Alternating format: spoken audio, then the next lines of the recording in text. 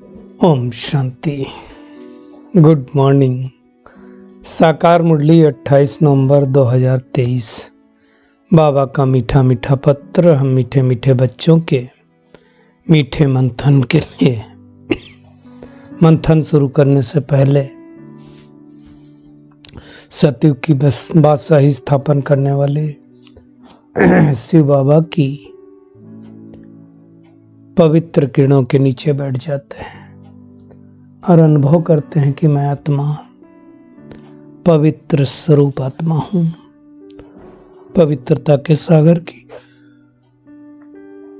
संतान हूं। आज की साकार मुरली 2 शब्दों के ऊपर है, मक्खन और छाछ। ये 2 शब्द बहुत इंपॉर्टेंट शब्द हैं, परंतु आज की दुनिया में तो मक्खन की भी बहुत वैल्यू है तो छाछ की भी बहुत वैल्यू है। वैसे देखा जाए तो मक्खन और छाछ दोनों दूध से बनते हैं और घी भी उससे बनता है। लेकिन आप देखो, हर एक चीज़ का जो टाइम पीरियड है, दूध आपका 24 घंटे के बाद ख़राब हो जाता। वैसे तो लोग पास्चराइज करके फ्रिज में रख के कई दिनों तक चलाते हैं। इसके बाद अगर उसको दही बना लेते तो 2-3 दिन चल जाता है। छाछ भी इससे चल जाती है।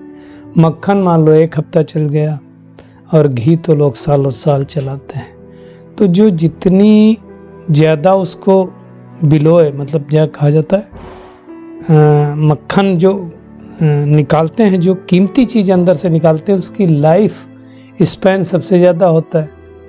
तो बाबा ने कहा कि ज्ञान है मक्खन और भक्ति है छाछ। अब आज ये कलयुग के अंत में तो छाछ भी बड़ी महंगी मिलती। पता चला वो शायद हो सकता 25-30 रुपये लीटर हो, पता नहीं मेरे को एग्जैक्ट। तो छाछ भी बहुत महंगी है ना। हमको याद है पहले बचपन में, हमारे कोई बहुत दिनों की बात नहीं है, कोई पसंद नहीं करता था छाछ। और वो भी आज जैसी छाछ नहीं कि पानी पानी हो। उस समय तो जो मक्खन निकाल दिया जाता था दही से, मट्ठा जिसको बोलते थे, बहुत अच्छा दही होता था।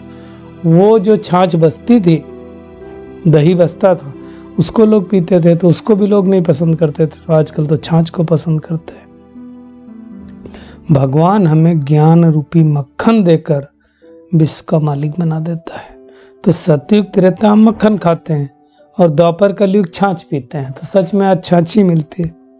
इसी कारण से श्री कृष्ण के मुख में मक्खन दिखाते हैं। बाकी ऐसा नहीं होता है कि वो सबके यहाँ मक्खन चुरा के खाते रहता है, मक्खन ही मक्खन खाता है, नहीं। हाँ, सतयुग त्रेता में मक्खन की कोई कमी नहीं होती। उस दुनिया में घी दूध की बाबा ने कहा नदियाँ बहती। अब नदियाँ बहना एक अलंकारिक शब्द है। इसका ये मतलब नहीं सच में नदियों में दूध दही बहता होगा, नहीं।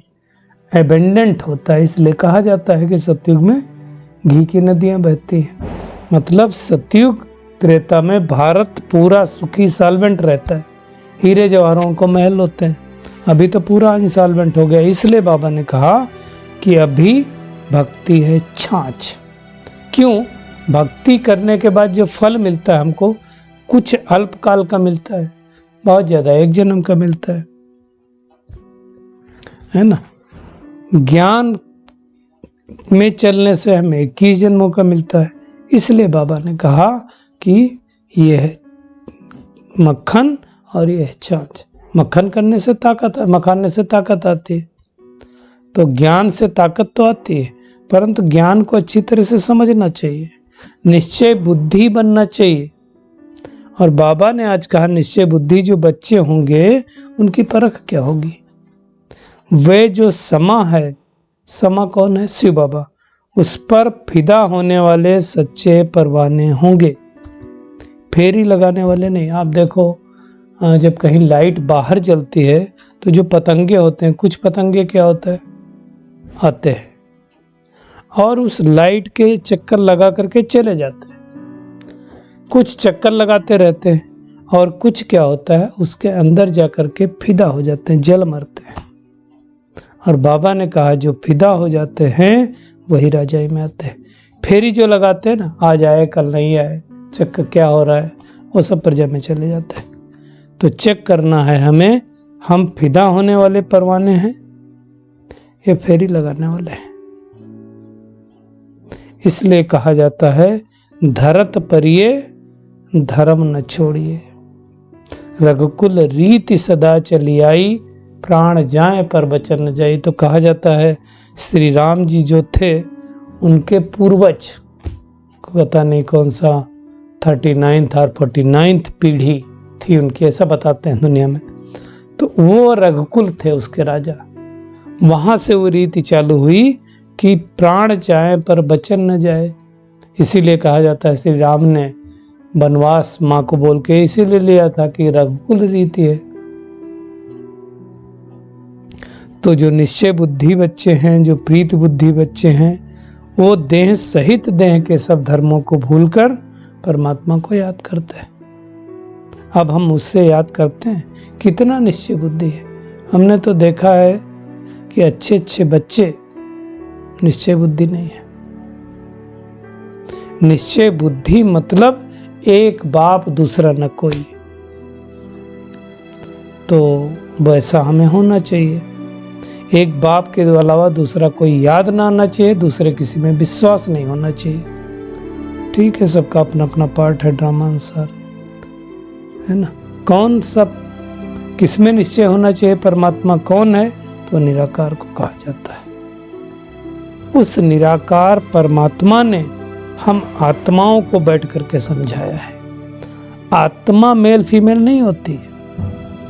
मेल फीमेल तो शरीर होता है, चोला होता है, आत्मा थोड़ी होती।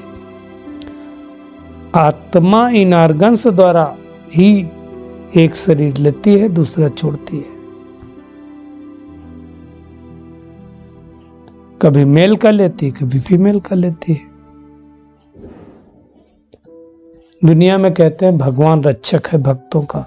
इसका मतलब भक्तों की रक्षा करने, भक्ति का फल देने कभी न कभी तो आएगा। अब श्री कृष्ण को कह सकते हैं भक्तों का रक्षक है, ना उसको बाप कह सकते हैं। उनको दैवी गुणधारी स्वर्ग का प्रिंस कहा जाता है। इस समय सारी दुनिया, खास भारत, दुखी, पाप आत्मा, भ्रष्टाचारी है। सतयुग में श्रेष्ठाचारी थे, अब वो भ्रष्टाचारी को श्रेष्ठाचारी भगवान आकर के बनाता है। आज जितने भी विद्वान आचार्य पंडित हैं वो भी रावण को नहीं जानते। वो सोचते रावण लंका का राजा था, बड़ा विद्वान था।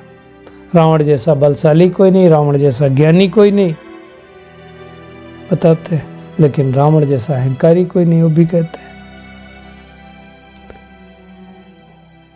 इस समय 3 सेनाएं हैं, पांडव सेना, यादव सेना, कौरव सेना। पांडव सेना परमात्मा से प्रीत बुद्धि, यादव और कौरव सेना परमात्मा से विपरीत बुद्धि। तो वो आत्माएं विनंसंती होती है और परमात्मा से प्रीत बुद्धि अर्थात पांडव विजयंती होते हैं। ये सब बातें भगवान समझाता है। कब आकर के समझाता है? जब अतिग्लानि का समय होता है, जब धर्म की अतिग्लानि हो जाती है। धर्म मतलब किसी आत्मा के अंदर धारणा रहती नहीं। धर्म का मतलब धारणा से होता है, बाकी उस धर्म से कोई मतलब नहीं।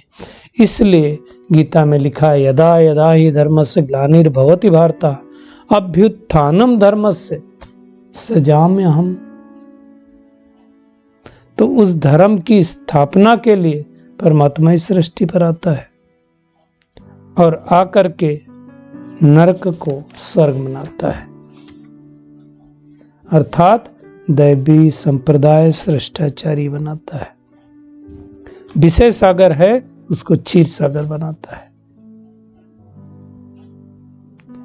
तो अब विश्व का हमें मालिक बनना है तो माया से जीत का पानी है। इसलिए कहा जाता है माया से जीते जीत, माया से हारे हार। मन की बात नहीं है। भगवान हमें मंदिर के रहने लायक बनाता है। सतयुग से बड़ा कोई मंदिर नहीं होता है। शिव बाबा का स्थापन किया हुआ शिवालय बोला जाता है उसको। बाबा ने कहा कलयुग को वेश्यालय बोला जाता है, क्योंकि हर आत्मा विकारों में रहती है। तो अब हमें परमात्मा से प्रीत बुद्धि बन करके श्री श्री 108 परम पिता परमात्मा, श्री श्री 108 उनको क्यों कहा? 108 रत्नों की माला वो तैयार करते हैं।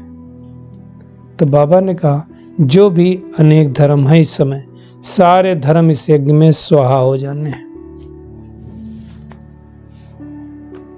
बाबा ने कहा जो स्थापना करते हैं वही विनाश करेंगे, फिर वही पालना करेंगे। शिव बाबा इस रथ में अर्थात ब्रह्मा बाबा के रथ में बैठ करके रथी है। घोड़े गाड़ी की कोई बात नहीं, घोड़े पर बैठ करके श्री कृष्ण ने उनके रथ को चलाया, ऐसा कुछ नहीं होता है। अब भक्ति भी कैसी हो गई, पहले तो अभी बेचारी होती थी, एक ही करते थे, अभी तो पूरी बेचारी हो गई। इसको भी याद करेंगे, इसको भी याद, निश्चय है ही नहीं, विश्वास है ही नहीं। इवन हमने देखा कई बाबा के बच्चे, उनको भी निश्चय नहीं, इसकी भी पूजा करते, उसकी भी करते, इससे भी करवाते, उससे भी करवाते, निश्चय ही नहीं है। अरे भगवान तुम्हारा साथी है, फिर दूसरे की जरूरत क्यों है? इसका मतलब तुम्हारा निश्चय नहीं है। तो समझने की बात है। खैर, सबका अपना अपना है। इसलिए बाबा ने स्पष्ट रूप से कहा हुआ है, निश्चय बुद्धि विजयंती, संशय बुद्धि विनसंती। तो संशय होना नहीं चाहिए। ये अभी ज्ञान बाबा सुना रहा है, फिर जैसे सृष्टि का परिवर्तन होगा ये ज्ञान प्राय लोप हो जाएगा और हम सदगति को पालेंगे। सतयुग त्रेता में कोई गुरु गोसाई नहीं होता है और ना ही उस बाप को कोई परमात्मा को याद करता है।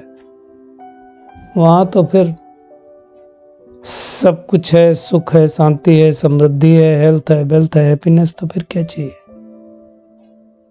बाबा कहता है इसी समय तुमको ये नॉलेज मिलती है, इसी समय तुम त्रिकालदर्शी त्रिनेत्री बनते हो। सतयुग त्रेता में हम त्रिकालदर्शी नहीं है, ना त्रिनेत्री है, ज्ञान का तीसरा नेत्र नहीं है। आत्मिक स्वरूप में जरूर है, लेकिन ज्ञान का तीसरा नेत्र नहीं है। तो बाबा कहते हैं अब बाप से प्रतिज्ञा करो कि हम पवित्र मन पवित्र दुनिया के मालिक जरूर बनेंगे। इसलिए फिर से बाबा ने याद दिलाया, धरत परिये धर्म न छोड़िए। 5 विकारों का दान देंगे तो ग्रहण छूटेगा और 16 कला संपूर्ण बनेंगे। सतयुग में हर आत्मा 16 कला संपूर्ण होती है, संपूर्ण निर्विकारी होती है। तो हमें भी 16 कला संपूर्ण बनने का पुरुषार्थ अभी गाया हुआ है। और उसके लिए क्या करना हुआ है कि जो कुछ है, मतलब सुदामा का मिसाल गाया हुआ है ना। बड़ों को तो बाबा कहते फुर्सत नहीं। आज बाबा ने भारत के पहले प्रेसिडेंट डॉक्टर राजेंद्र प्रसाद जी को याद किया है कि उनके पास दादियां जाती होंगी तो कहती थी कि बेहद को बाप को जानो तो हीरे तुल्य बन जाओगे, 7 रोज का कोर्स करो। तो वो कहते थे रिटायर होने के बाद कोर्स उठाऊंगा, और रिटायर होने के बाद जब बच्चे गए तो बोले बीमार हूँ, हम नहीं कर सकते, और चले गए। तो बड़े आदमियों के पास मुश्किल फुर्सत मिलती है, गरीब ही कोर्स को उठाते हैं। तो भगवान भी गरीब नवाज गया हुआ है। जो भी हो, हमें इस कोर्स को अच्छी तरह से उठा करके आगे बढ़ना है और ओम शब्द के अच्छी तरह से रहे, स्वधर्म में टिक करके ओम शब्द बोलना है। मम्मा ने जो आज बताया, तो आज का होमवर्क है, सबसे बड़ा होमवर्क है कि ज्ञान को मक्खन समझ करके ग्रहण करना है, खाते जाना है ना। और भक्ति से बुद्धि हटा देनी है। शिव शक्ति बन विश्व का कल्याण करना है। पवित्रता के आधार पर कौड़ी तुल्य मनुष्यों को हीरे तुल्य बनाना है। परमात्मा की श्रीमत पर विकारों का दान देकर के संपूर्ण निर्विकारी 16 कला संपूर्ण बनना है। और यही सोचना है कि मैं सच्चा परवाना समा पर फिदा होने वाला हूँ। आज का बाबा का वरदान है, परिस्थितियों को साइड सीन समझ पार करने वाले स्मृति स्वरूप समर्थात्मा भव। बाबा कहता है स्मृति स्वरूप आत्मा समर्थ होने के कारण परिस्थितियों को खेल समझती। कौन? जिसको स्मृति है कि मैं आत्मा हूँ, ड्रामा का ज्ञान है, वो परिस्थिति आएगी लेकिन समर्थ आत्मा के लिए मंजिल पर पहुंचने के लिए सब रास्ते के साइड सीन है। वो साइड सीन में उलझेगी नहीं वो आत्मा। कौन? जो समर्थ होगी, शक्तिशाली होगी। तो बाबा कहता है स्मृति स्वरूप समर्थ आत्मा के लिए परिस्थिति, पेपर, विघ्न, ये सब साइड सीन है। चेक करना है हम समर्थ आत्मा हैं, और ऐसी साइड सीन हमने एक बार नहीं अनगिनत बार पार की है, फिर से पार करेंगे। नथिंग न्यू स्लोगन है। दूसरों को करेक्शन करने के बजाय परमात्मा से अपना कनेक्शन जोड़ दो तो वरदानों की अनुभूति होती रहेगी। तो हमें करेक्शन किसी का नहीं करना है, परमात्मा से कनेक्शन जोड़ना है। चलिए परमात्मा किरणों के नीचे बैठ जाते हैं और अनुभव करते हैं मैं आत्मा। हर परिस्थिति को साइड सीन देखने वाली, स्मृति स्वरूप रहकर हर परिस्थिति को पार करने वाली, ज्ञान रूपी मक्खन को ग्रहण करने वाली, समा पर फिदा होने वाली सच्ची सच्ची परवान्य आत्मा हूं।